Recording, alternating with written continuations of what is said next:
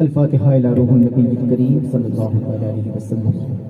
یا الہ العالمین مالک الملک والسلام نوازا مجھے حق نے تمام کو حق سننے کی توفیق عطا فرما۔ جو کچھ میں بولوں سب سے پہلے مجھے اور بعد میں ہم سب کو عمل کرنے کی توفیق عطا فرما۔ محفل میلاد میں ادب کے ساتھ بیٹھنے کی توفیق عطا فرما، سچ کہنے اور سننے کی توفیق عطا فرما۔ شاہ مردہ شیر یزدہ قوت پروردگار، لا فتح الا علی لا سیف الا ذوالفقار، شاہ من سلطان عالم صاحب دلدل سوار، حاجت روا مشکل کشا یا علی یا علی یا علی، بلغ العلا بکمالہ کشف الدجا بجمالہ، حسنت جمیع خصالہ صلوا علیہ وسلموا تسلیما۔ اللهم صل على سيدنا طب القلوب دوائها وعافية الأبدان وشفائها ونور أبصار وضيائها، وبارك وسلم صلاة وسلام عليك يا رسول الله صلى الله تعالى عليه وسلم۔ سبحان رب العزة عما يصفون وسلام على المرسلين والحمد لله رب العالمين، بحق لا إله إلا الله محمد رسول الله صلى الله تعالى عليه وسلم۔ السلام علیکم ورحمۃ اللہ وبرکاتہ۔ الحمدللہ نحمده ونستعینه ونستغفره ونؤمن به ونتوکل علیہ، ونعوذ باللہ من شرور انفسنا ومن سیئات اعمالنا، من يهده الله فلا مضل له ومن يضلل فلا هادي له، ونشهد ان سيدنا وغوثنا وغياثنا ومغيثنا ومعيننا وقطوبنا وفريدنا ونظامنا وسراجنا ونور عیننا واشرفنا محمد وبارک وسلم، صلاۃ وسلام علیک یا رسول اللہ صلی اللہ تعالی علیہ وسلم۔ اما بعد فاعوذ باللہ من الشیطان اللعین الرجیم، بفضل بسم اللہ الرحمن الرحیم۔ لقد کان لکم فی رسول اللہ اسوۃ حسنہ، صدق اللہ مولانا العظیم وبلغناہ ورسولہ النبی الامین مکین متین متین کریم، ونحن علی ذلک لمن الشاہدین والذاکرین والحمد للہ رب العالمین۔ آئیے سب سے پہلے ہم اور آپ مل کر گنبد خضرا میں آرام فرمانے والے آقا سیاہ لامکا نور کی آنکھوں کے تارے کشتی ملت کے خیون ہارے، کونین میں سب سے انوکھے اور سب سے نرالے دائی حلیمہ کے جگر پارے، سیدہ آمینہ کی آنکھوں کے تارے، رب کے دلارے حضور احمد مجتبی محمد عربی روح فدا کی بارگاہ پہ کس پناہ میں باواز بلند درود پاک پڑھے۔ اللہم صلی علی سیدنا محمد وعلی آلہ سیدنا محمد وآلہ وبارک وسلم، صلاۃ و سلام علیک یا رسول اللہ صلی اللہ تعالی علیہ وسلم۔ نبی اور آل نبی کی بارگاہ میں باواز بلند درود پاک پڑھے۔ اللہم صلی علی سیدنا جد الحسن والحسین وعلی آلہ سیدنا جد الحسن والحسین وآلہ وبارک وسلم، صلاۃ و سلام علیک یا رسول اللہ صلی اللہ تعالی علیہ وسلم۔ شاعر نے کہا نبیوں میں سب سے افضل رتبہ میرے نبی کا، نبیوں میں سب سے افضل رتبہ میرے نبی کا، اور قرآن پڑھ رہا ہے خطبہ میرے نبی کا، قرآن پڑھ رہا ہے خطبہ میرے نبی کا۔ وہ شاعر نے آگے بڑی اچھی بات کہی کہ چوما جو ان کی جالی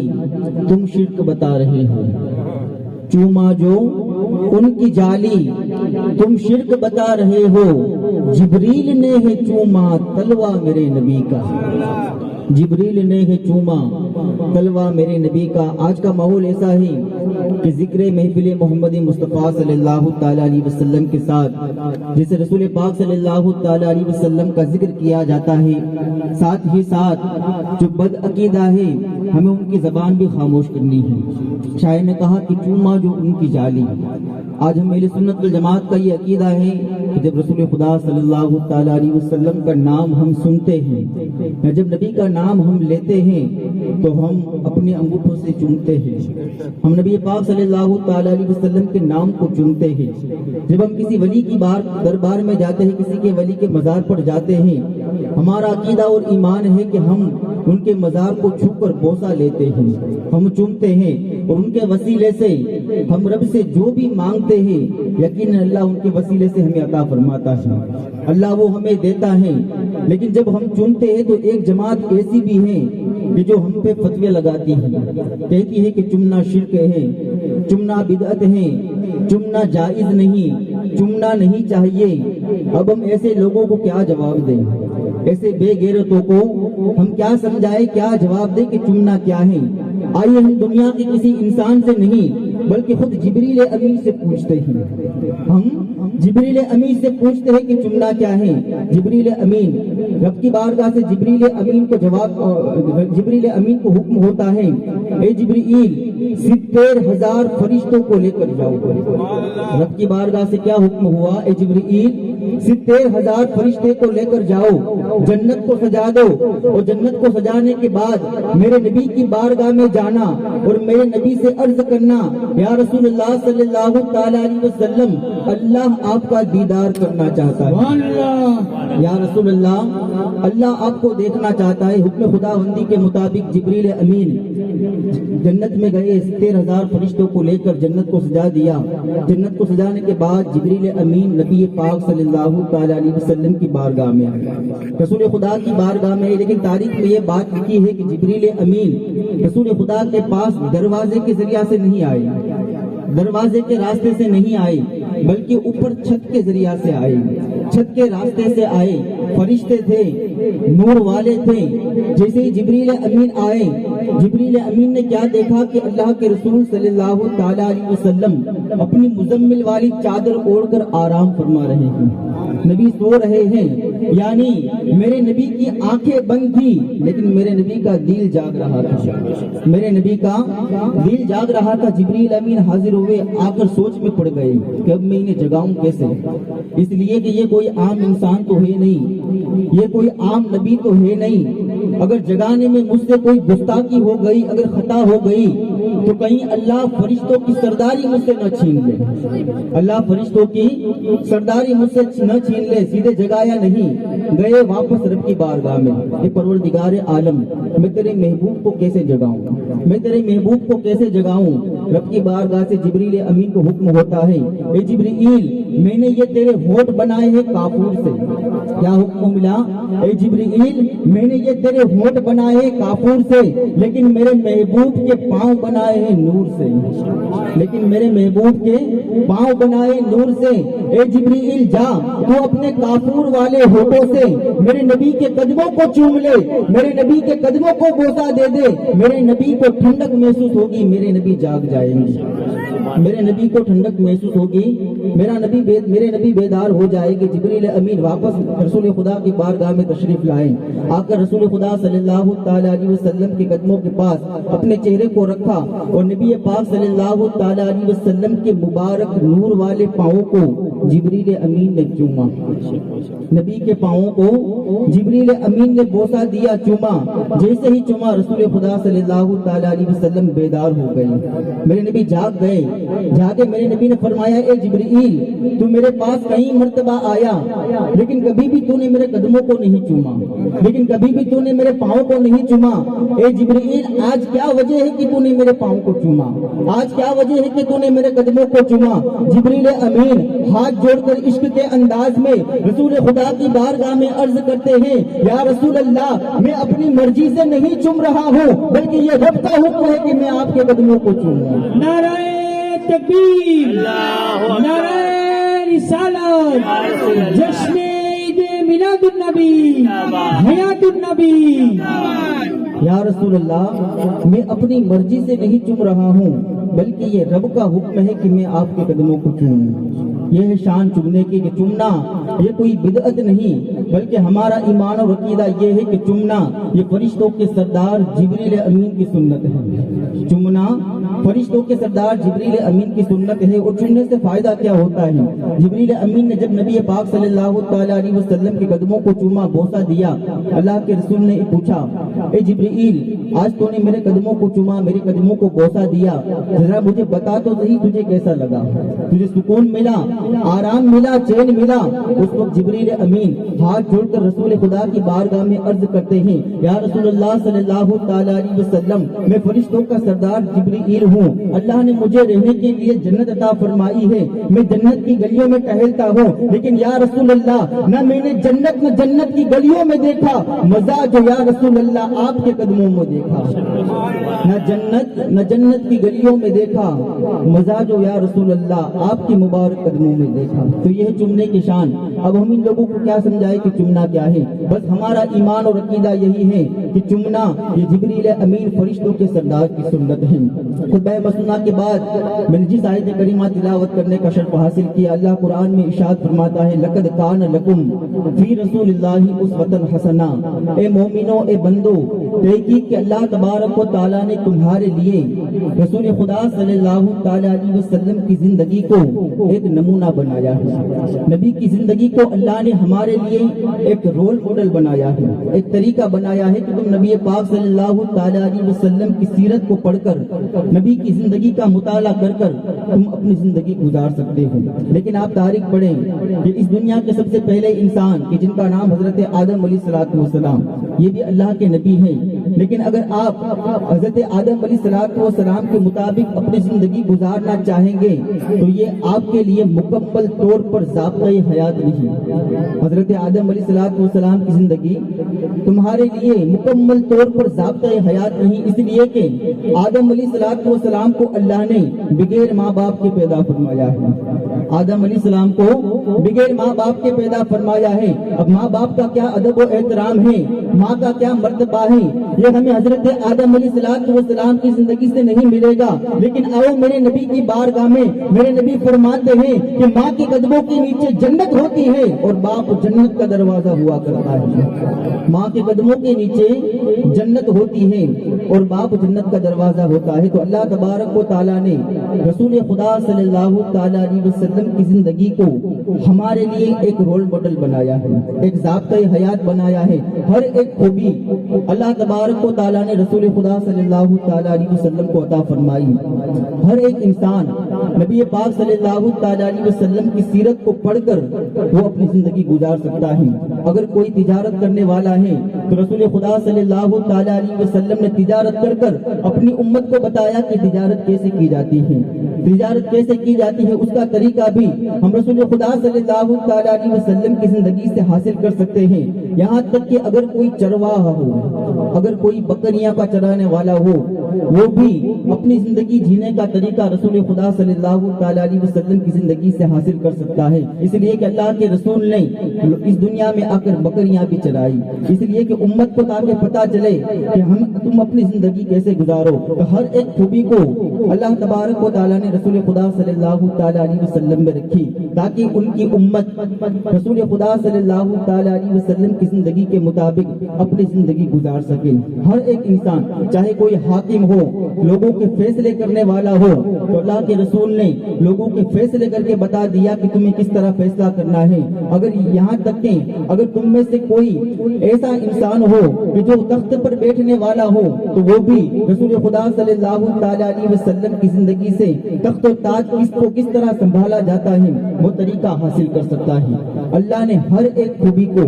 اللہ کے رسول صلی اللہ تعالی علیہ وسلم کو عطا فرمایا تھا۔ میرے نبی پاک صلی اللہ تعالی علیہ وسلم پر وحی کا سلسلہ شروع ہوا، اقرا باسم ربک الذی خلق، اے محبوب صلی اللہ تعالی علیہ وسلم آپ پڑھیے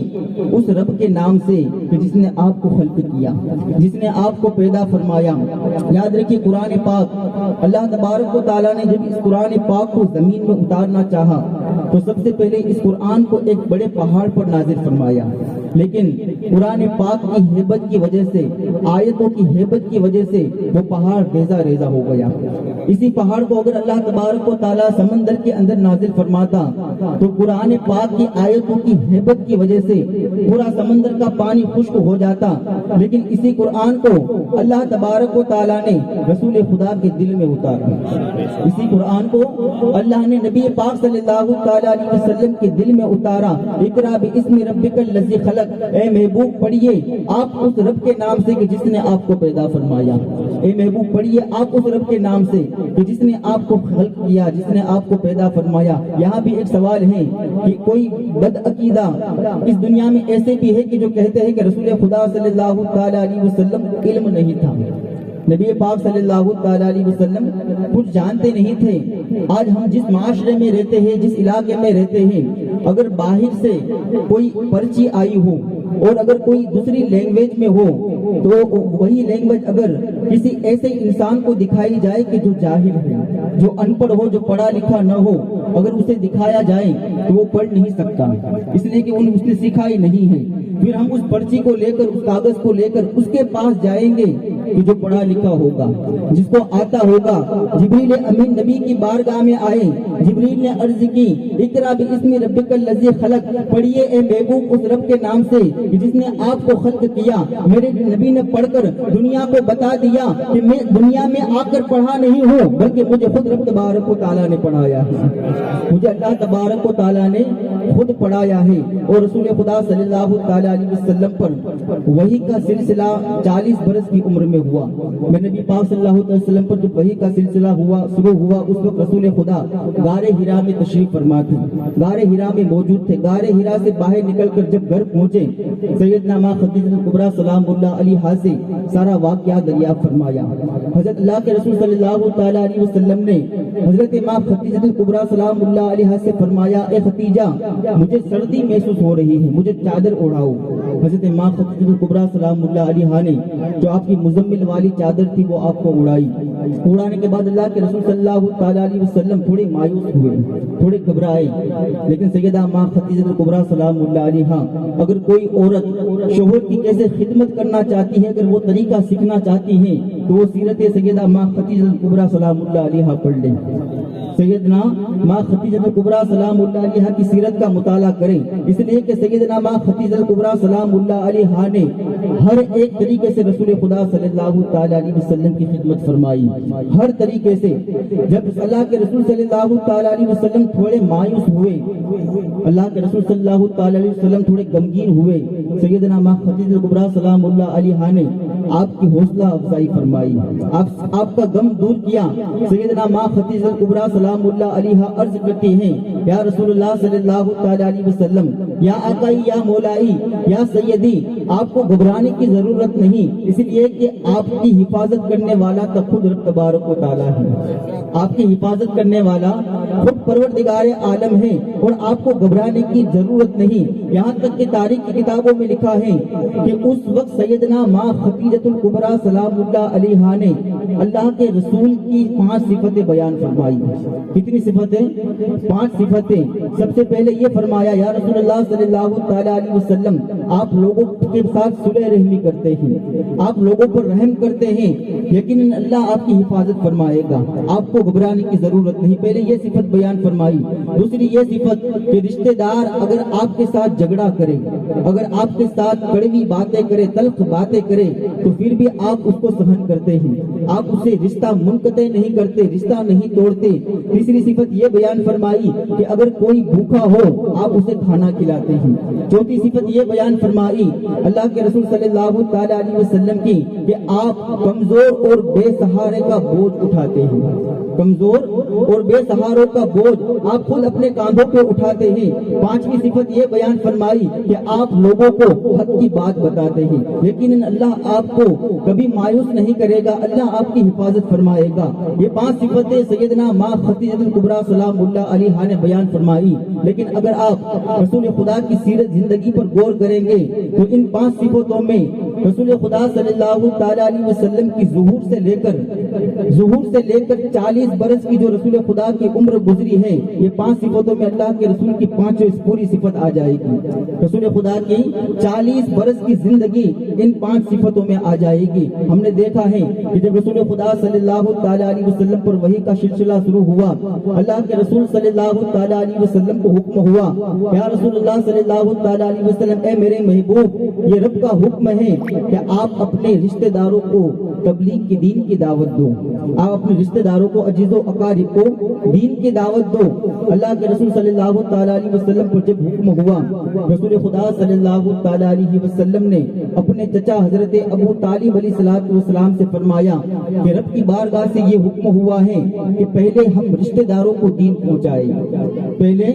رشتہ داروں میں دین پہنچائے۔ سرکار ابو طالب علیہ السلام عرض کرتے ہیں بھتیجے محمد، یا آقائی یا مولائی یا سیدی، اے محمد بن عبداللہ بتاؤ تم کیا کرنا چاہتے ہو؟ اللہ کے رسول صلی اللہ تعالیٰ علیہ وسلم نے فرمایا کہ رب کا یہ حکم ہے کہ ہمیں اپنے عزیز و اقارب، اپنے رشتہ داروں کو دین کی دعوت دو۔ میں اپنے رشتہ داروں کو دعوت دینا چاہتا ہوں۔ کیا فرمایا؟ میں اپنے رشتہ داروں کو کھانے کی دعوت دینا چاہتا ہوں۔ سرکار ابو طالب علیہ السلام نے فرمایا یا سیدی یا مولائی، اے محمد بن عبداللہ، بات تمہاری اور تمہارے رب کی ہوگی لیکن کھانا ابو طالب کا ہوگا۔ بات تمہارے اور تمہارے رب کی ہوگی لیکن کھانا ابو طالب کا ہوگا، کھانا میں کھلاؤں گا۔ سرکار ابو طالب علیہ السلام نے اپنے بیٹے سرکار مولا علی پاک علیہ السلام کو حکم دیا، اے علی جاؤ اور اپنے رشتہ داروں کو دعوت دے دو، جاؤ اور رشتہ داروں کو کھانے کی دعوت دے دو۔ ہر ایک جو بھی بنو ہاشم سے تعلق رکھتا تھا اسے کھانے کی دعوت دی گئی۔ تاریخ کی کتابوں میں دو روایتیں ملتی ہیں۔ ایک روایت کے مطابق اس وقت بنو ہاشم کے کچھ 35 لوگ تھے، 30 اور 5 35 لوگ اس وقت موجود تھے، اور ایک روایت کے مطابق یہ آتا ہے کہ اس وقت 40 لوگ موجود تھے۔ 40 لوگوں کی سرکار ابو طالب علیہ السلام نے دعوت کی، اور جب محفل ہوئی، اور اس محفل کو تاریخ کے اندر دعوت ذو العشیرہ کہا جاتا ہے۔ یہ دین محمدی صلی اللہ تعالیٰ علیہ وسلم کی پہلے محفل، رسول خدا صلی اللہ تعالیٰ علیہ وسلم کی سب سے پہلی مجلس کہ جس کو دعوت ذو العشیرہ کہا جاتا ہے، یہ محفل پتہ ہے کہاں ہوئی؟ یہ محفل سرکار ابو طالب علیہ السلام کے گھر میں ہوئی۔ کہاں پر؟ حضرت ابو طالب علیہ السلام کے گھر میں اسلام کی پہلی دعوت، اور وہ سرکار ابو طالب علیہ السلام کے گھر میں۔ اگر ہم پوچھیں کہ دین اسلام کی سب سے پہلی محفل ہے، ہونا یہ چاہیے کہ مکہ معظمہ کے اندر خود اللہ کا گھر کعبہ بھی ہے، مکہ کے اندر اللہ کا گھر کعبہ بھی ہے، تو اسلام کی پہلی دعوت کعبہ کے پاس ہونی چاہیے، کعبہ کے اندر ہونی چاہیے، لیکن کہاں ہو رہی ہے؟ سرکار ابو طالب علیہ السلام کے گھر پر۔ اگر ہم یہ تاریخ پڑھیں گے ہمیں پتا چلے گا کہ اس وقت کعبہ کے اندر اسلام کی پہلی محفل اس لیے نہیں ہوئی کہ کعبہ کے اندر اس وقت بت رکھے ہوئے تھے۔ کیا رکھے ہوئے تھے؟ اس وقت کعبہ شریف کے اندر بت رکھے ہوئے تھے۔ اس سے ثابت ہو جاتا ہے ایمان ابو طالب کہ اس وقت کعبہ کے اندر تو بت رکھے ہوئے تھے لیکن سرکار ابو طالب علیہ السلام کے گھر میں بت نہیں تھے۔ نعرہ تکبیر، نعرہ رسالت، جشن عید میلاد النبی، نعرہ حیدری۔ سرکار ابو طالب علیہ السلام کی ایمان کی اس سے بڑی دلیل کیا ہو سکتی ہے کہ کعبہ کے اندر تو بت موجود ہیں لیکن سرکار ابو طالب علیہ السلام کے گھر میں بت نہیں۔ دعوت طے ہوئی، بنو ہاشم کے جتنے لوگ تھے سارے لوگ آ گئے، اور تاریخ کی کتابوں میں لکھا ہے کہ ابو جہل بھی اس میں شامل تھا۔ رسول خدا صلی اللہ تعالیٰ علیہ وسلم نے حکم دیا کہ پہلے لوگوں کو کھانا کھلایا جائے، ہر ایک کو کھانا کھلایا گیا۔ جب کھانے سے فارغ ہو گئے رسول خدا صلی اللہ تعالیٰ علیہ وسلم نے لوگوں کو خطاب کرنا چاہا، واض و نصیحت کرنا چاہا، لیکن لوگ اٹھ کر بھاگنے لگے، کسی نے واض و نصیحت نہیں سنا، لوگ جانے لگے۔ اللہ کے رسول غمگین ہوئے، لیکن سرکار ابو طالب علیہ السلام نے فرمایا کہ جس کو بھی آج جانا ہے وہ چلا جائے لیکن کھانے کی دعوت کل پھر ہوگی، جس کو بھی جانا ہے وہ رخصت ہو جائے چلا جائے لیکن کھانے کی دعوت کل پھر ہوگی۔ دوسرا دن ہوا، لوگوں کو پھر کھانا کھلایا گیا۔ سرکار دو عالم صلی اللہ تعالیٰ علیہ وسلم نے لوگوں کو خطاب کرنا چاہا، جیسے ہی خطاب شروع کیا لوگ اٹھ کر جانے لگے۔ ابو جہل نے لوگوں کو بہکایا، جانے لگے۔ اللہ کے رسول صلی اللہ تعالیٰ علیہ وسلم پھر غمگین ہوئے، مایوس ہوئے، لیکن سرکار ابو طالب علیہ السلام نے فرمایا کہ جسے جانا ہے وہ چلا جائے لیکن دعوت پھر کل ہوگی، دعوت پھر کل ہوگی۔ تیسرا دن ہوا، لوگوں کو کھانا کھلایا گیا۔ کھانا کھلانے کے بعد رسول خدا صلی اللہ تعالیٰ علیہ وسلم تخت پر بیٹھے، لوگوں کو واضح نصیحت کرنا چاہا، لیکن آج سرکار ابو طالب کے تیور بدلے ہوئے تھے، سرکار ابو طالب کے مزاج بدلے ہوئے تھے۔ ہر دن تو سرکار ابو طالب علیہ السلام محفل کے باہر بیٹھتے تھے، لیکن آج سرکار ابو طالب علیہ السلام محفل کے اندر بیٹھے ہیں اور محفل کے اندر ایسے ہی نہیں بیٹھے بلکہ سرکار ابو طالب علیہ الصلوۃ والسلام نے اپنی تلوار کو میان سے باہر نکالا ہوا ہے، اپنی تلوار کو میان سے باہر نکالا ہوا ہے۔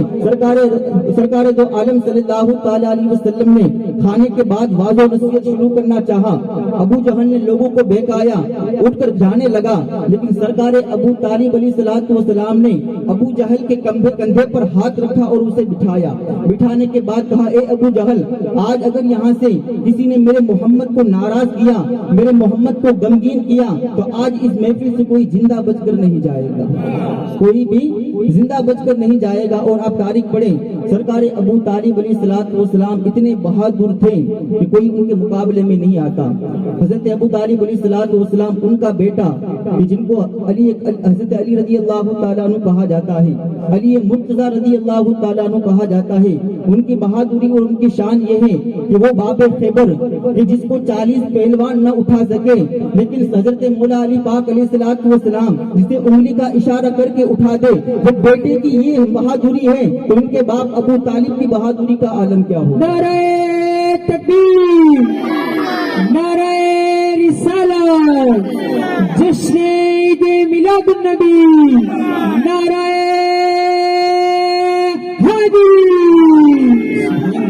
تو سرکار ابو طالب علیہ الصلوۃ والسلام کی بہادری کا عالم کیا ہوگا۔ ابو جہل فوراً بیٹھ گیا۔ اللہ کے رسول صلی اللہ تعالی علیہ وسلم نے تبلیغ دین شروع کیا۔ رسول خدا صلی اللہ تعالی علیہ وسلم نے پہلی محفل اور لوگوں سے کہا، قولوا لا الہ الا اللہ، کہو کہ اللہ ایک ہے اور اللہ کے سوا کوئی عبادت کے لائق نہیں۔ وہی رب ہے کہ جس نے اس کائنات کو بنایا، وہی عبادت کے لائق ہے، اور میں محمد الرسول اللہ، اور میں محمد اللہ کا نبی بن کر تشریف لایا ہوں،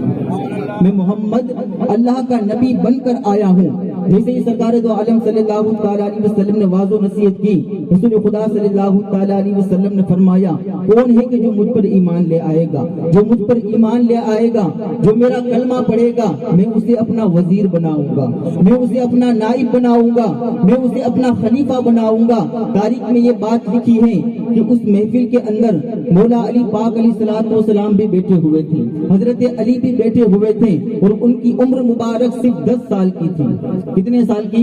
مولا علی کی عمر صرف 10 سال کی تھی۔ مولا علی فوراً کھڑے ہو جاتے ہیں، کھڑے ہونے کے بعد ہاتھ جوڑ کر رسول خدا کی بارگاہ میں عرض کرتے ہیں، یا رسول اللہ صلی اللہ تعالی علیہ وسلم، میں چھوٹا ہوں، میں کمزور ہوں، میرے شریر میں اتنی طاقت نہیں، لیکن پھر بھی میں لوگوں کے سامنے کہتا ہوں کہ وہ اللہ ایک ہے اور اللہ کے سوا کوئی عبادت کے لائق نہیں، اور یا رسول اللہ آپ محمد اللہ کے نبی بن کر تشریف لائے ہیں، اور یا رسول اللہ آپ اللہ کے نبی بن کر تشریف لائے ہیں۔ رسول خدا صلی اللہ تعالی علیہ وسلم نے فرمایا، اے علی آج سے تو میرا خلیفہ ہے، اے علی آج سے تو میرا وزیر ہے، اے علی آج سے تو میرا برادر ہے، اے علی آج سے تو میرا بھائی ہے، اے علی آج سے تو میرا بھائی ہے۔ یہ اسلام کی پہلی محفل کہ جس کو دعوت ذوالعشیرہ کہا جاتا ہے، اور اب کی بارگاہ سے یہ حکم تھا کہ پہلے دین اسلام، پہلے دین کی تبلیغ آپ اپنے رشتہ داروں میں فرمائیے۔ اللہ کے رسول صلی اللہ تعالی علیہ وسلم نے رشتہ داروں میں دین کی تبلیغ فرمائی، لیکن جیسے ہی رسول خدا صلی اللہ تعالی علیہ وسلم نے اپنے نبی ہونے کا اعلان کیا، وہ بنو ہاشم کہ جو سب سے پہلے رسول خدا صلی اللہ تعالی علیہ وسلم کو صادق الامین مانتے تھے، جو رسول خدا صلی اللہ تعالی علیہ وسلم کے پاس اپنے فیصلے کروانے کے لیے آتے تھے، وہ رسول خدا کے دشمن ہو گئے۔ ابو جہل نے کہا، اے محمد بن عبداللہ، تم جس دن کو پھیلانا چاہتے ہو اسے روک دو۔ اللہ کے رسول کو تانا دیا ابو جہل نے کہ جس دن کو پھیلانا چاہتے ہو اسے روک دو، اس لیے کہ ان قریب مکہ کے قریش ہمارے دشمن ہونے والے ہیں، اور ان قریب یہ تمہیں قتل کر دے گے، اور ان قریب یہ تمہارا بائیکاٹ کرے گے، تم سے دوری اختیار کر لیں گے۔ لیکن رسول خدا صلی اللہ تعالی علیہ وسلم نے فرمایا کہ میں اس دنیا میں اللہ کا نبی بن کر آیا ہوں، اور میں اللہ کا نبی بن کر آیا ہوں، اور میں لوگوں کو توحید کا راستہ دکھانے کے لیے آیا ہوں، میں سمجھانے آیا ہوں کہ اللہ ایک ہے کہ جس نے اس کائنات کو بنایا اور اس کے علاوہ کوئی عبادت کے لائق نہیں۔ رسول خدا صلی اللہ تعالی علیہ وسلم نے پہلے اپنی نبوت کا اعلان اپنے رشتہ داروں میں کیا۔ پھر رب کی بارگاہ سے حکم ہوتا ہے، اے محمد بن عبداللہ، اے میرے محبوب، اب آپ اپنی نبوت کا اعلان لوگوں کے سامنے کیجئے، مکہ والوں کے سامنے کیجئے۔ رسول خدا صلی اللہ تعالی علیہ وسلم ایک بلند پہاڑی پر چڑھے اور پہاڑی پر چڑھنے کے بعد لوگوں سے فرمایا، قولوا لا الہ الا اللہ انا محمد رسول اللہ، کہو کہ اللہ ایک ہے، اللہ کے سوا کوئی عبادت کے لائق نہیں، اور میں محمد اللہ کا نبی بن کر تشریف لایا ہوں، اللہ کا نبی بن کر آیا ہوں۔ لیکن تاریخ میں لکھا ہوا ہے کہ اس وقت جیسے ہی رسول خدا صلی اللہ تعالی علیہ وسلم نے اپنے نبی ہونے کا اعلان کیا، مکہ کے لوگ اللہ کے رسول کے دشمن ہو گئے، اللہ کے رسول کے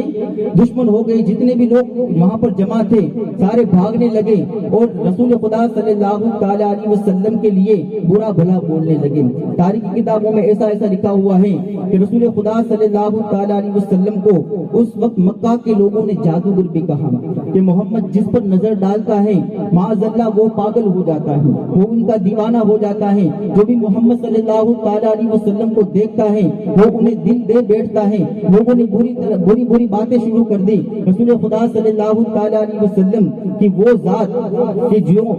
مکہ والے جنہیں پہلے صادق الامین کہتے تھے، جنہیں اپنی امانتیں دیا کرتے تھے، کہتے تھے کہ محمد صلی اللہ تعالی علیہ وسلم محمد بن عبداللہ یہ سچے ہیں، یہ کبھی جھوٹ نہیں بولتے۔ جب مکہ میں کوئی جھگڑا ہو جاتا اور اس جھگڑے میں اگر فیصلہ کروانا ہو تو لوگ رسول خدا صلی اللہ تعالی علیہ وسلم سے فیصلہ کرواتے، لیکن جیسے ہی نبوت کا اعلان کیا لوگ نبی پاک صلی اللہ تعالی علیہ وسلم کے دشمن ہو گئے، میرے نبی سے دوری اختیار کرنے لگے اور میرے نبی پاک صلی اللہ تعالی علیہ وسلم کو اذیتیں پہنچانے لگے، تکلیفیں پہنچانے لگے۔ یہاں تک کہ ایک بار ابو جہل رسول خدا صلی اللہ تعالی علیہ وسلم کو قتل کرنے کے ارادے سے نکلا۔ رسول خدا صلی اللہ تعالی علیہ وسلم ایک پہاڑی کے نیچے بیٹھے ہوئے تھے، ابو جہل اس پہاڑی کے اوپر چڑھا، وہ چڑھنے کے بعد ایک بڑے پتھر کو رسول خدا صلی اللہ تعالی علیہ وسلم سے نشانہ دیا کہ اگر یہ پتھر اس پہاڑی کی اونچائی سے نیچے گیا تو رسول خدا صلی اللہ تعالی علیہ وسلم کو معاذ اللہ ہلاک کر دے گا، رسول خدا صلی اللہ تعالی علیہ وسلم کو خون ریز کر دے گا۔ یہ سوچ کر پہاڑی پر چڑھا، اس نے ایک پتھر کا نشانہ لیا اور اس پتھر کو اس بلند پہاڑی سے نیچے دھکیلا، وہ پتھر نیچے آتا ہوا جیسے ہی رسول خدا صلی اللہ تعالی علیہ وسلم کے قریب پہنچتا ہے اللہ اس پتھر کو بولنے کی طاقت دیتا ہے۔ وہ پتھر عرض کرتا ہے، یا رسول اللہ صلی اللہ تعالی علیہ وسلم آپ ہٹ جائیے، اس لیے کہ ابو جہل نے آپ کو زخمی کرنے کے لیے مجھے بھیجا ہے، ابو جہل نے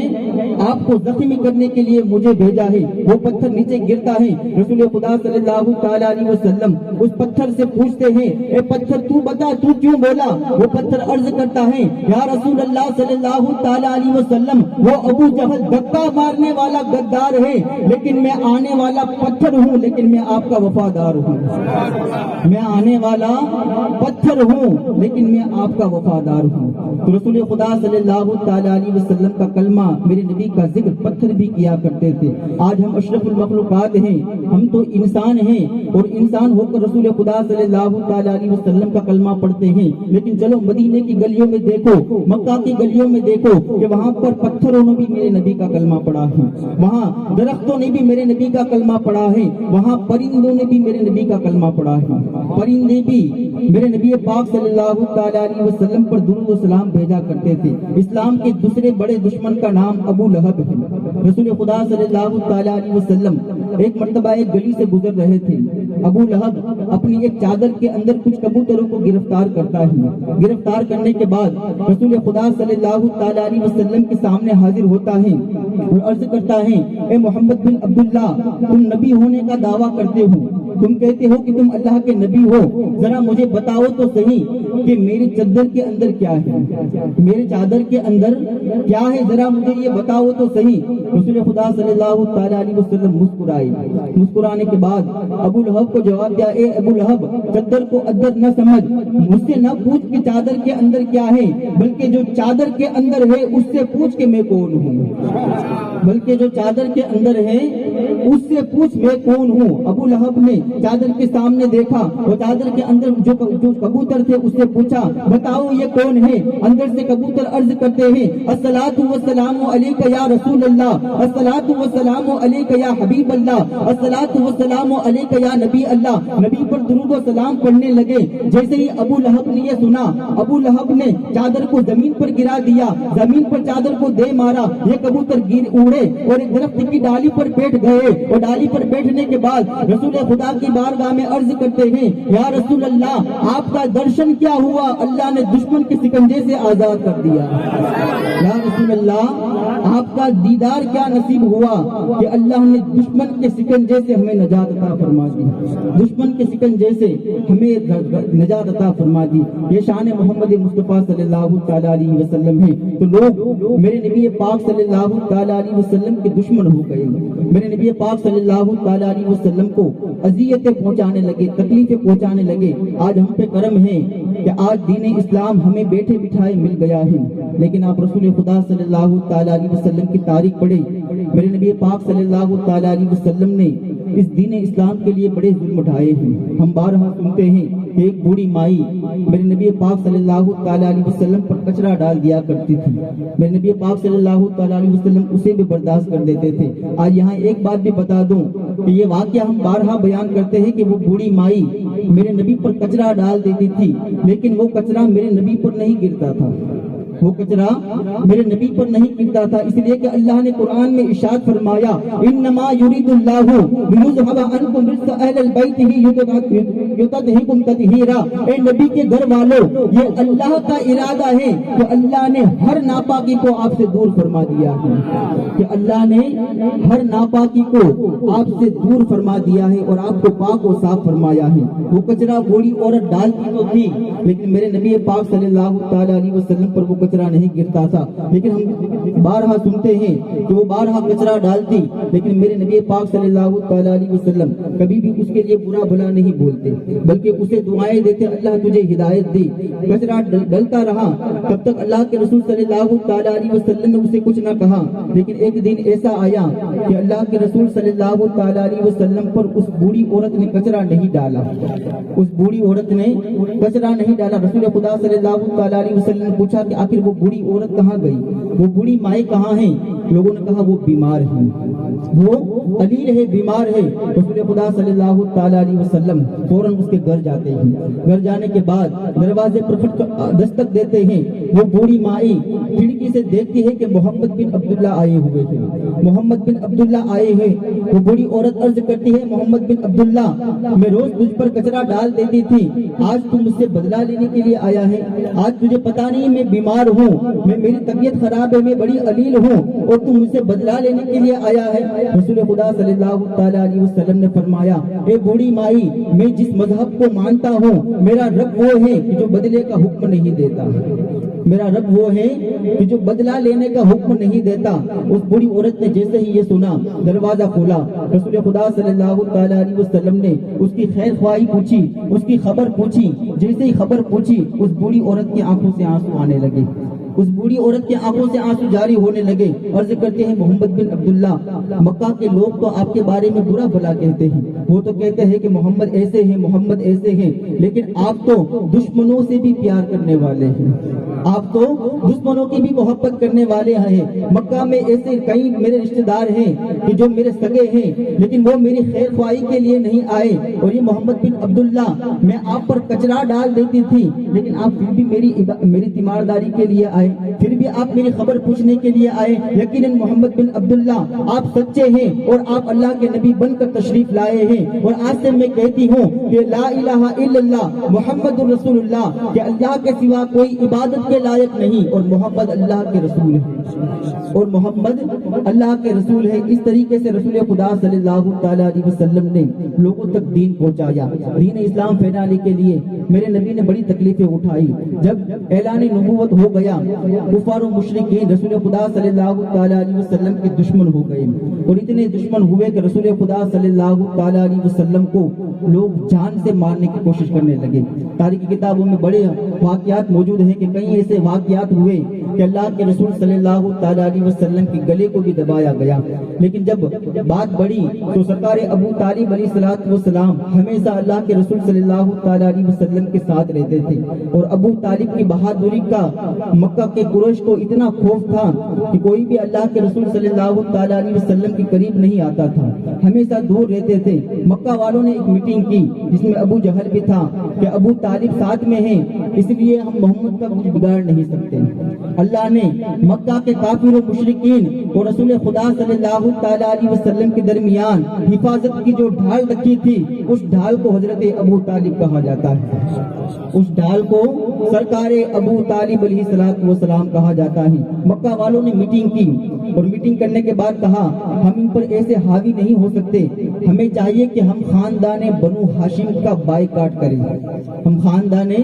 بنو ہاشم کا بائیکاٹ کریں، ان سے دوری اختیار کر لیں۔ مکہ والوں نے میٹنگ کی، ایک معاہدہ تیار کیا، ایک تحریر لکھی اور اس میں لکھا کہ آج کے بعد کوئی بھی بنو ہاشم سے رشتہ نہیں رکھے گا،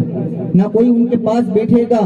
نہ کوئی ان کے ساتھ بات چیت کرے گا، یہاں تک کہ اس معاہدے میں لکھا گیا کہ نہ ان کو کوئی لڑکی دے گا، نہ ان کے ساتھ کوئی رشتہ رکھے گے، نہ ان کے ساتھ کوئی خرید و فروخت ہوگا، نہ کوئی ان سے لین دین ہوگا، یہاں تک کہ اگر کوئی ان کے خاندان میں انتقال کر جائے تو ان کے جنازے میں بھی کوئی نہیں جائے گا۔ اتنا سخت بائیکاٹ بنو ہاشم کا ان مکہ کے قریش والوں نے کیا۔ سرکار ابو طالب علیہ السلام نے اپنے تمام بنو ہاشم کے جو لوگ محبت والے تھے انہیں بلایا، اور بلانے کے بعد کہا کوئی بات نہیں، یہ ہمیں مکہ میں نہ رہنے دے، کوئی بات نہیں، ہم اپنی جان تو گوا سکتے ہیں لیکن محمد کو ان کے حوالے نہیں کر سکتے، محمد کا ساتھ ہم کبھی نہیں چھوڑ سکتے۔ کہ مکہ کے قریب ہی سرکار ابو طالب علیہ السلام کی ایک واڑی تھی، حضرت ابو طالب علیہ السلام کی ایک جگہ تھی کہ جس کو شیب ابو طالب کہا جاتا ہے، جس کو شیب ابو طالب کہا جاتا ہے۔ سرکار ابو طالب علیہ السلام رسول خدا صلی اللہ تعالیٰ علیہ وسلم اور خاندان بنو ہاشم کو لے کر شیب ابی طالب علیہ السلام میں گئے، اور شیب ابی طالب علیہ السلام نے سرکار ابو طالب علیہ السلام رسول خدا صلی اللہ تعالیٰ علیہ وسلم اور تمام بنو ہاشم نے 3 سال گزارے۔ کتنے سال؟ 3 سال، یہاں تک مکہ والوں کا بائیکاٹ تھا کہ کوئی انہیں کھانا بھی نہیں دے گا، اگر کوئی تاجر باہر سے آتا اگر وہ کھانا بیچتا تو ان بنو ہاشم کے لوگوں کو اجازت نہیں تھی کہ وہ کھانا خریدے، کوئی انہیں کھانا دیتا بھی نہ تھا، نہ وہ کھانا کسی سے خریدتے تھے، یہاں تک کہ ان پر پانی بھی بند کر دیا گیا۔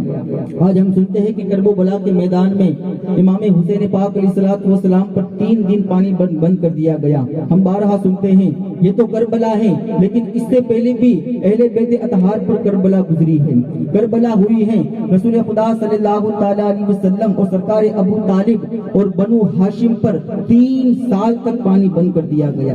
3 سال تک انہیں کھانے سے دور رکھا گیا۔ آپ تاریخ پڑھیں کہ بنو ہاشم کے لوگ جب شیب ابی طالب میں 3 سال تک رہتے تھے وہ کھانے کے لیے کیا کھاتے تھے؟ کتابوں میں موجود روایتوں میں آیا ہے کہ وہ درخت کے جو سوکھے پتے ہوتے تھے وہ پتے کھا کر وہ اپنی زندگی کو گزارا کرتے تھے، پتے کھا کر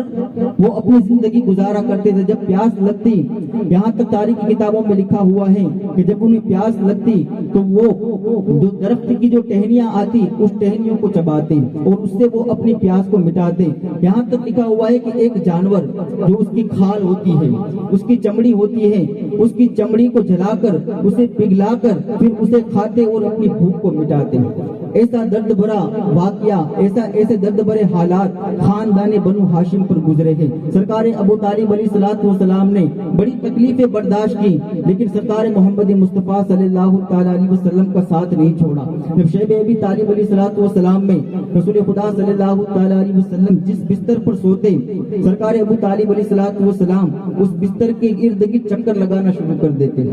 اس بستر کے ارد گرد چکر لگاتے۔ جب آدھی رات ہوتی وہ رسول خدا صلی اللہ تعالیٰ علیہ وسلم کو اٹھاتے اور اٹھانے کے بعد دوسرے بستر پر لے جاتے اور اس جگہ پر مولا علی کو سلا دیتے تاکہ اگر کفار و مشرکین وار کرے تو علی پر وار ہو لیکن میرے محمد کو کوئی تکلیف نہ ہو، وار میرے سگے بیٹے علی پر ہو لیکن محمد پر کوئی تکلیف نہ ہو۔ ایسی قربانیاں سرکار ابو طالب علیہ السلام نے دین اسلام کے لیے دی۔ لیکن آج افسوس کی بات ہے کہ آج اہل سنت والجماعت میں ایسے لوگ موجود ہیں کہ جو سرکار ابو طالب علیہ الصلوۃ والسلام کی ایمان کی دلیلیں ڈھونڈتے ہیں کہ معاذ اللہ حضرت ابو طالب نے کلمہ نہیں پڑھا تھا، حضرت ابو طالب نے کلمہ نہیں پڑھا تھا، اب ہم انہیں کیسے سمجھائے؟ آج ہم مسلمان ہوئے ہیں، رسول خدا کے معجزات دیکھ کر آج ہم مسلمان ہوئے ہیں، نبی پاک کی سیرت پڑھ کر، لیکن سرکار ابو طالب اللہ کے رسول سے اس وقت پیار کرتے تھے کہ جب اللہ کے نبی نے اپنے نبوت کا اعلان بھی نہیں کیا تھا، اپنے نبی ہونے کا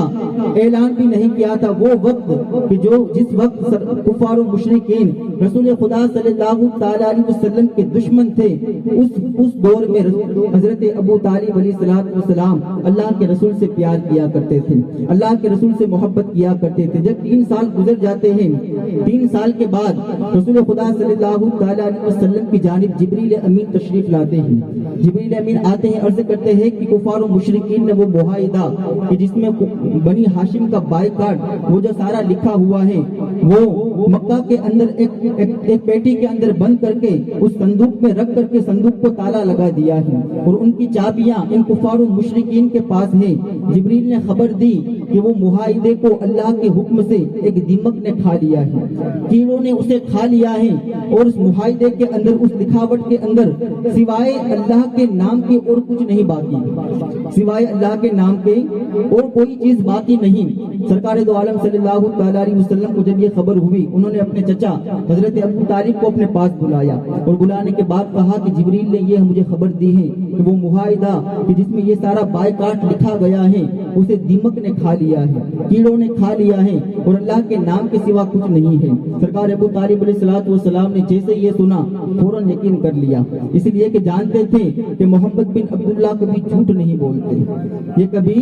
جھوٹ نہیں بولتے، ان کے اوپر اللہ کی وحی نازل ہوتی ہے، یہ کبھی جھوٹ نہیں بولتے۔ سرکار ابو طالب علیہ الصلوۃ والسلام فوراً مکہ میں خانہ کعبہ کے قریب آئے، خانہ کعبہ کے قریب آنے کے بعد کفار و مشرکین کو ایک ساتھ جمع کیا، بلایا سب کو۔ ابو جہل بھی اس میں موجود تھا۔ جیسے ہی ابو جہل نے حضرت ابو طالب کو آتا ہوا دیکھا، ابو جہل مسکرایا کہ اب عقل ٹھکانے آ گئی، اتنی تکلیفیں برداشت کر لی، اب محمد کو ہمارے حوالے کر دیں گے، اب محمد کو ہمارے حوالے کر دیں گے۔ ابو جہل قریب آیا اور کہنے لگا، اے ابو طالب، اب تم محمد کو ہمارے حوالے کر دو گے؟ حضرت ابو طالب علیہ الصلوۃ والسلام نے فرمایا، اے ابو جہل، میں اپنی جان تو نچھاور کر سکتا ہوں لیکن محمد کو تمہارے حوالے نہیں کر سکتا، میں اپنی جان تو دے سکتا ہوں لیکن محمد کو تمہارے حوالے نہیں کر سکتا۔ بلاؤ پورے مکہ کے سرداروں کو، تمام سرداروں کو بلایا گیا، اور بلانے کے بعد سرکار ابو طالب نے فرمایا کہ وہ معاہدہ کہ جس میں تم نے بنو ہاشم کا بائیکاٹ کیا ہے، جو کچھ تم نے لکھا ہوا ہے، اس کو کیڑوں نے کھا لیا ہے، وہ صندوق کے اندر بند ہے، اس کی چابیاں تمہارے پاس ہیں، اسے کیڑوں نے کھا لیا ہے، اور اللہ کے نام کے سوا اس میں اور کچھ باقی نہیں۔ ابو جہل اور تمام کفار و مشرکین موجود تھے، وہ کہنے لگے کہ خانہ کعبہ کی چابیاں ہمارے پاس ہیں، جو صندوق کے اندر وہ کاغذ رکھا ہوا ہے، اس صندوق کے اندر تالا لگایا گیا، اس کی چابیاں ہمارے پاس ہیں، بھلا تمہیں کیسے خبر، تمہیں کیسے پتا چلا کہ اسے کیڑوں نے کھا لیا ہے؟ سرکار ابو طالب نے فرمایا کہ مجھے میرے بھتیجے محمد بن عبداللہ نے بتایا ہے، مجھے محمد بن عبداللہ نے بتایا ہے، اور محمد بن عبداللہ یہ کبھی جھوٹ نہیں بولتے، یہ کبھی جھوٹ نہیں بولتے۔ ابو جہل نے ایک شرط رکھی، ہاں ہم صندوق کو کھولیں گے، اس معاہدے کو چیک کریں گے، اگر اس میں یہ ساری باتیں لکھی ہوگی پھر تم محمد کو ہمارے حوالے کر دو گے، اور اگر یہ ساری باتیں نہ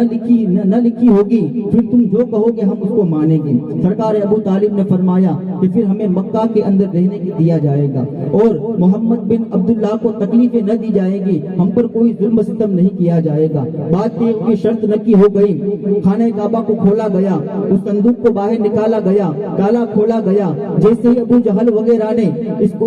معاہدے کو دیکھا، کیا دیکھتا ہے کہ سوائے اللہ کے نام کے اس میں اور کچھ نہیں لکھا ہوا،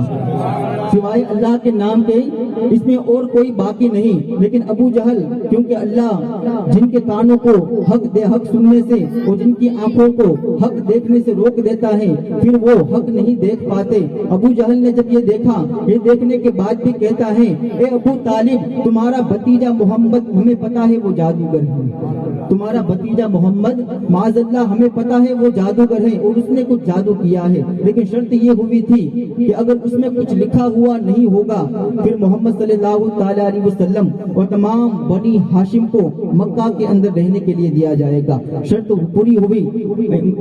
رسول خدا صلی اللہ تعالی علیہ وسلم اور خاندان بنو ہاشم پھر شیب ابی طالب سے رسول خدا صلی اللہ علیہ وسلم مکہ شریف میں تشریف لاتے ہیں، مکہ معظمہ میں آتے ہیں، لیکن پھر ان پر کوئی ظلم و ستم نہیں ہوتا، اس لیے کہ شرط طے ہو گئی تھی۔ لیکن پھر ایک وقت ایسا آتا ہے کہ سرکار ابو طالب علیہ السلام کا وصال کا وقت قریب ہوتا ہے۔ سرکار ابو طالب علیہ السلام جب اس دار فانی سے کچھ کر چکے،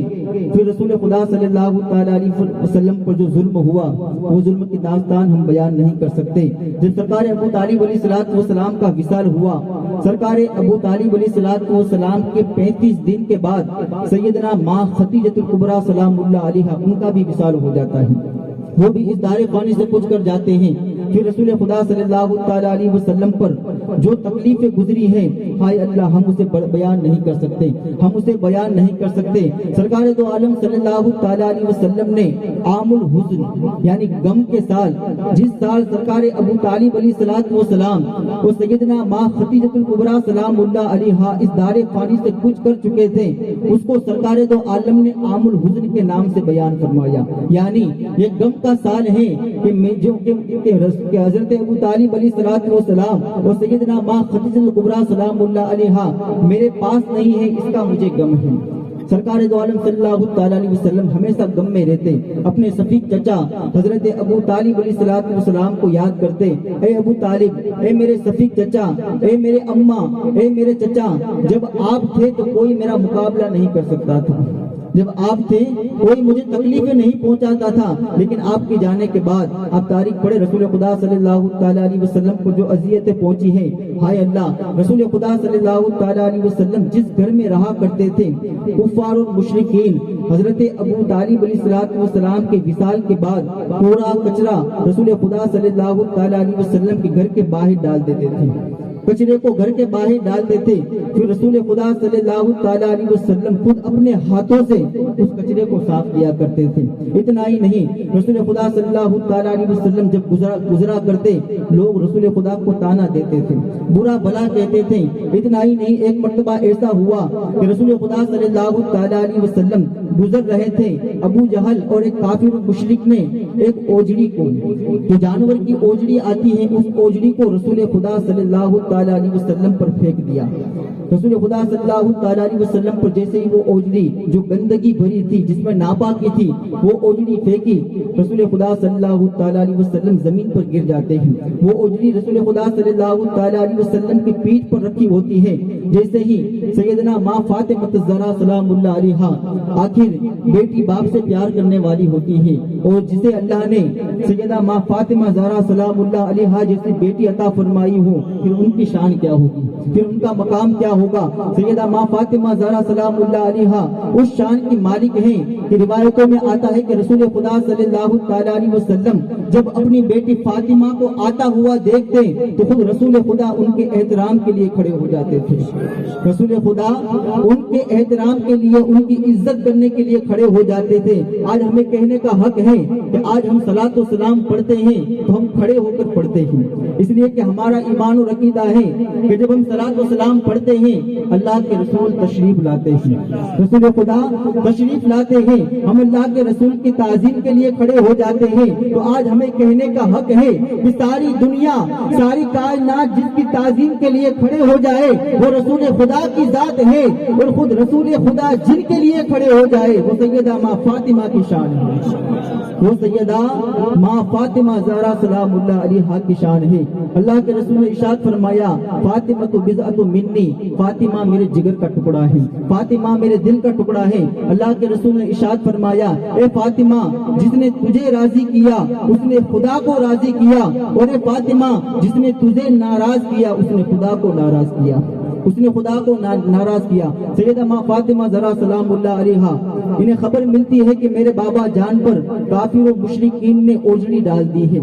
ماں فاطمہ زہرا سلام اللہ علیہا برقع حیا کا برقع اوڑھ کر گھر کے باہر نکلتی ہیں اور اپنے بابا جان رسول خدا صلی اللہ تعالی علیہ وسلم کی پیٹھ مبارک سے اس اوجڑی کو ہٹاتی ہیں۔ ہٹانے کے بعد رسول خدا صلی اللہ تعالی علیہ وسلم کو گھر لے کر جاتی ہیں۔ یہ داستان محمد مصطفیٰ صلی اللہ تعالی علیہ وسلم۔ دین ہم تک ایسے ہی نہیں پہنچا، میرے نبی نے اس دین کو ہم تک پہنچانے کے لیے بڑی تکلیفیں اٹھائی ہیں، لیکن آج افسوس کی بات ہے کہ آج جب اسی دین پر عمل کرنے کی بات آتی ہے تو آج ہم دور ہوتے ہوئے نظر آتے ہیں۔ آج ہماری محفلوں سے یا رسول اللہ کے نعرے تو لگتے ہیں، آج ہم کہتے تو ہیں کہ نبی کا دامن نہیں چھوڑیں گے، لیکن نبی پاک صلی اللہ تعالی علیہ وسلم نے جس چیز کا ہمیں حکم دیا ہے، پھر جب اس پر عمل کی باری آتی ہے تو ہم اس سے دور نظر آتے ہیں۔ اے مومنو، ہمارے لیے ضروری ہے، خود اللہ کے رسول صلی اللہ تعالی علیہ وسلم نے ارشاد فرمایا کہ جب تک تم اپنی آل اور اولاد سے زیادہ، اپنے ماں باپ سے زیادہ، اپنے پورے رشتہ داروں سے زیادہ، اپنے پورے قبیلے سے زیادہ مجھ محمد سے محبت نہ کرو، تب تک تم سچے پکے مومن نہیں ہو سکتے، تب تک تم سچے اور پکے مومن اور مسلمان نہیں ہو سکتے۔ تو ہمارے لیے ضروری ہے کہ جس طریقے سے ہم رسول خدا صلی اللہ تعالی علیہ وسلم کا ذکر سنتے ہیں، ذکر کے ساتھ ساتھ جو نبی پاک صلی اللہ تعالی علیہ وسلم نے ہمیں کرنے کا حکم دیا ہے، ہمیں اس پر بھی عمل کرنا ہے۔ میرے نبی نے ارشاد فرمایا کہ سچا پکا مومن مسلمان وہی ہے کہ جس کے ہاتھ سے، کہ جس کی زبان سے، کہ جس کے کان سے، جس کی آنکھوں سے دوسرے مسلمان کو تکلیف نہ ہو، وہی سچا پکا مومن اور مسلمان ہے۔ تو ہمیں ان چیزوں پر بھی عمل کرنا ہے۔ میرے نبی پاک صلی اللہ تعالی علیہ وسلم پر بڑی تکلیفیں گزرتی ہیں، پھر حکم ہوتا ہے اے محمد بن عبداللہ اب تم مکہ چھوڑ دو اور ہجرت کر کر مدینہ طیبہ چلے جاؤ۔ رسول خدا صلی اللہ تعالی علیہ وسلم پر بڑی تکلیفیں گزری، ہم کیا بیان کر سکے۔ یہ رب کا کرم ہے کہ آج ہم اس محفل میں بیٹھ کر ذکر محمد مصطفیٰ صلی اللہ تعالی علیہ وسلم کرتے ہیں اور رب کی بارگاہ میں یہ دعا بھی کرتے ہیں کہ اللہ اس ذکر کے صدقے طفیل ہماری بخشش فرمائے۔ آئیے ہم رب کی بارگاہ میں دعا کریں، اللہ تبارک و تعالی ہمیں 5 وقت با جماعت نماز ادا کرنے کی توفیق رفیق عطا فرمائے، رسول خدا صلی اللہ تعالی علیہ وسلم سے سچی پکی محبت کرنے کی توفیق رفیق عطا فرمائے، ذکر محمد مصطفیٰ صلی اللہ تعالی علیہ وسلم کرنے کی توفیق رفیق عطا فرمائے، اہل بیت اطہار سے محبت کرنے کی توفیق رفیق عطا فرمائے، اپنے ماں باپ کا ادب و احترام کرنے کی توفیق رفیق عطا فرمائے۔ وآخر دعوانا ان الحمدللہ رب العالمین۔ صلاۃ و سلام کے لیے کھڑے ہو جائیں۔